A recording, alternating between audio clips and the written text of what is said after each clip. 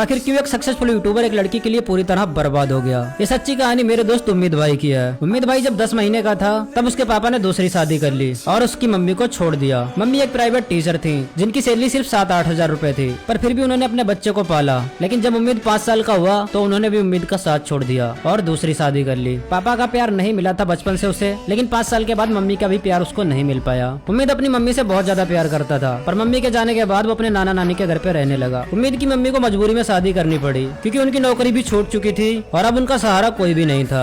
शादी के 2 साल बाद ही उम्मीद के पापा ने उम्मीद की मम्मी को छोड़ दिया था, पर फिर भी उन्होंने 5 साल तक उम्मीद को पाला और उसके बाद उनके मम्मी पापा ने उनको बहुत समझाया तो उन्होंने दूसरी शादी कर ली। उम्मीद की मम्मी महीने में 1-2 बार उम्मीद से मिलने आया करती थी। उनको देखकर उम्मीद बहुत ज्यादा खुश होता था। वो अपनी मम्मी से हमेशा बोला करता था, मम्मी तुम मेरे पास क्यों नहीं रहती, तुम जहाँ रहती हो मुझे भी अपने पास ले चलो। यहाँ पे जितने बच्चे सबके पापा हैं, पर मेरे पापा कहाँ हैं मम्मी। तो उम्मीद की मम्मी बोलती थी, तुम्हारे पापा बहुत दूर एक शहर में गए हैं, वो जब आएंगे तुम्हारे लिए बहुत सारे खिलौने लाएंगे। तो उम्मीद बोलता था, मम्मी मुझे खिलौने नहीं चाहिए, मुझे मेरे पापा चाहिए, उनको बोलो जल्दी आ जाएं। उम्मीद की ये बातें सुनकर उनकी आंखों में आंसू आ जाते थे, पर वो बेचारी क्या कर सकती थी। उम्मीद के पापा ने उनको छोड़ दिया था, पर जहाँ उन्होंने दूसरी शादी की थी उन्होंने उम्मीद को अपनाने से मना कर दिया था, इसलिए वो उम्मीद को अपने पास नहीं रख सकती थी।